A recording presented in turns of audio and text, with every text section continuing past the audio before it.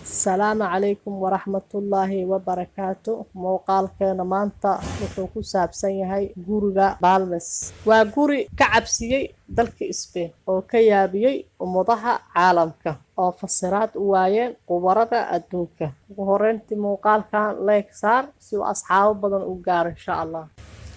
Gurigan waa gurigii qisada ka bilaabanaysay oo ku nool Maria isaygeeda iyo wiilkeeda ayaa ku noolay gurigan.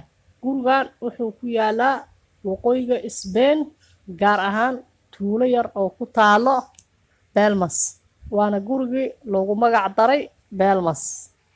Maria waxa waaye hooyo oo guri joogta ah oo mar walba guriga iska fadhido, waxayna jecleed raashinka sida loo kariyo in ay mar walba raashin kariso ayay jecleed. Maalin ayay jikada soo gashay, waxayna karinaysay raashin. Waxaa ka dhacay qaando ayaa meel uga dhacday. Qaandadii ayay soo qabsanaysay. Waxay aragtay meel oo wareegsan ayay aragtay oo madow. Waxay istiri malaha meesha waa wasaq ee wasaqda ka nadiifi. Shaqo ayaa u soo baxday oo waxay soo qaadatay geedaha guryaha lagu nadiifiyo oo dhan ayay soo qaadatay. Gurigii meeshii goobinta ahayd ayay nadiifisay. Mar alla markay dhaqdo ay sii nadiifiso, waxaa u soo baxay waji oo haweeney ah oo qof dumar ah ayaana u soo baxay. Waqtigaasna waxay ahayd 1970kii Agoosto 20keeda ayay ahayd. Maamadii waxaa markii ay ku daashay waxaa imaaday wiilkeeda ayay u sheegtay waxay ku tiray halkan ayaa maanta dandaqayay waana ka cabsaday, haddana waxaan u maleynayay in aniga laygu cabsi gelinayo oo lagu qorqoray ayaan u moodayay. Wiilkii ayaa wuxuu ku yiri hooyo aniga ayaa nadiifinayo oo dhaqayo. Wiilkii ayay waxay ku tiray aniga ayaan ku daalay oo maanta dhan aan dhaqaayay ee iska daay waxba soo ma kordhinaysid. Aabihii gurigii ayaa yimid. Aabihii arrintii ayaa loo sheegay oo waxaa lagu yiri meeshaan waji oo haweeney ah ayaa ku sawiran. Adoogii markuu arkay wuxuu yiri arrin ayaan keenayaa oo shamiindadan ayaan jibinaynaa. Markii aan jibino shamiinda kale ayaan keenaynaa waana marinaynaa. Hooyadii aad ayay u faraxday oo waxay tiri hadalkii oo soo jeediyay odayga waa ku faraxsanahay oo hala sameeyo. Meeshii ayaa la jibiyay. Markii la jibiyay waxaa la sameeyay waa la dhisay oo shamiinda ayaa la mariyay.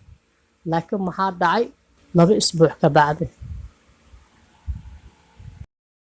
2 isbuuc ka bacdi waxaa dhacay meeshii awal oo wajiga lagu arkay oo la shamiideeyay ayaa waxaa ka soo baxay waji laga naxay oo cunug yar ah ayaa ka soo baxay. Haddana taas waxaaba kaaga sii daran jikadii oo dhan ilaa saqafyadii oo kor ilaa darbiyadii oo dhan ayaa waxaa ka soo wada baxeen wajiyo oo duquushin ah, wajiyo dhalinyaro ah, wajiyo oo qof dumar ah, dumaro ah, wajiyo oo ilmo yar ah ayaa ka soo baxeen. Kadibna maamadii iyo aabihii aad ayay u naxeen oo naxtintii jiiraankii ayaa ku soo wada baxay si ay u eegaan gurigan wixii ka dhacay. Markay jiiraankii iyo dadyowgii dariska ahaa isku soo baxeen ay arkeen ay xaqiiqdii arkeen aad ayay u naxeen. Jikadii ayay haddana ka gudubtay. Waxay u gudubtay gurigii daaradii meel walba suuligii meel walba wajiyahaas ayaa lagu arkayaa. Wajiyaha markii la tirtiro waxay noqonayaan wajiyo aad u murugaysan camal ayay noqonayaan. Haddii lagu istaagana waxay noqonayaan wajiyo careysan ayay noqonayaan. Kadibna waxaa loo gudbiyay gobolka booliiska. Booliiska wuxuu u gudbiyay dowladda Spain.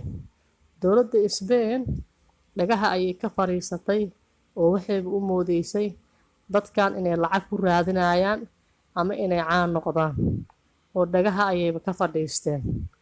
kadib wiilkii iyo aabbihii ayaa waxay go'aansadeen meeshii awal ay wejiga ku arkeen ay shamiindada mariyeen in ay qodaan ay jibiyaan ay fiiriyaan bal wixii meesha ku jiro way qodeen marka ay qodeen ay jibiyeen ayay waxay ku arkeen wax la yaab leh oo fajiciyey ee la naxeen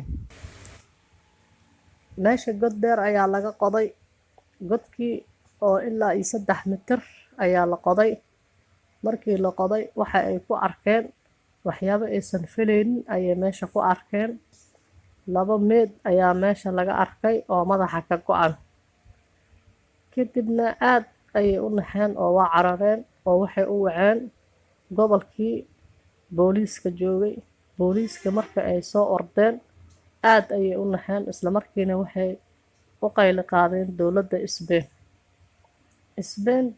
Spain waxay keentay khubaro ayay meesha keentay khubarihii waxa ay qaadeen meedadkii 2 qafood ahay baaritaan dheer markii lagu sameeyey waxaa la ogaaday 2 dhalinyaro ah inay ahaayeen oo darjil lagu sameeyey oo aad loo garaacay oo la dilay oo kadibna la bireeyay waxaana ahayd sida ay sheegeen khubaraha 500 oo sano ka hor 500 oo sano ka hor markii la sii baaray oo khubaraha meesha yimideen oo gurigii waxaa ka dhacay arrin la yaab leh oo wajiyo kala duwan ayaa lagu arkayay khubaradii markay si fiican u baartay waxaa la ogaaday muslimiintii Spain oo waharo la xasuuqayay in meesha lagu xasuuqay oo meesha lagu duugay ayay ogaadeen kadibna waxaa dhacay waxyaabo kale oo aad u yaab badan dowladda Spain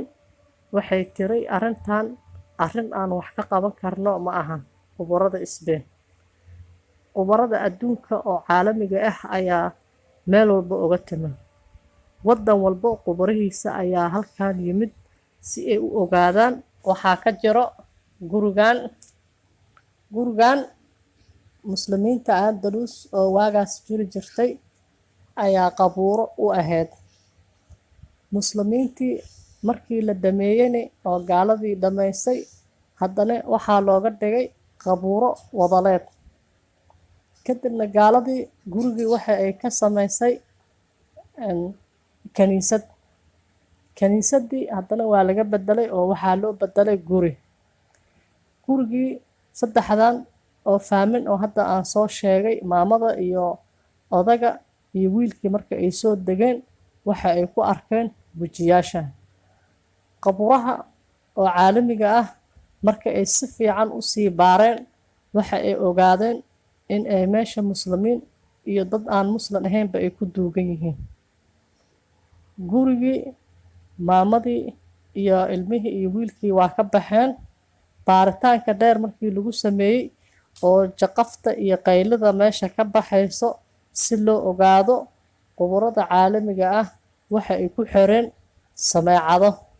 sameecadaha ayaa meel walba guriga iyo gidaarada lagu xiray markii lagu xirane dhawaqa qafka meesha taagan ma maqlaayo laakiin sameecadaas ayaa soo gudbinaysa hadalladii laga maqlane waa kuwan jahanabadu waxay ka bilaabanaysaa halkan iyada weli lama aasin maariya inaan baxaan rabaa dhammaantood waxay joogaan halkan dhammaantood waa wada dhinteen hooyo waa dhibaataysanahay codadkan waa codadkii sameecadda duubeen oo khubarada sheegtay khubaradii ayaana fasirtay sidaan ayayna u fasirtay laakiin codadka waxaa ku jiray maariyane waa islaanta guriga iska laheyd ayay u waceen khubarada waxayna ku dhaheen waxaan maqalnay oo codadka ku jiray maariyoy hal codsi ayaan wadanaa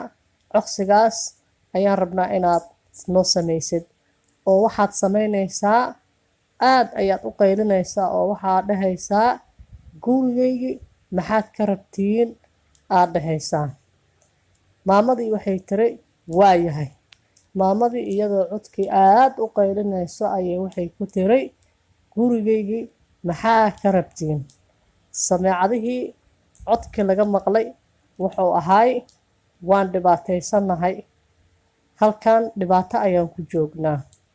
codadkii laga maqlay taas ayay ahaayeen.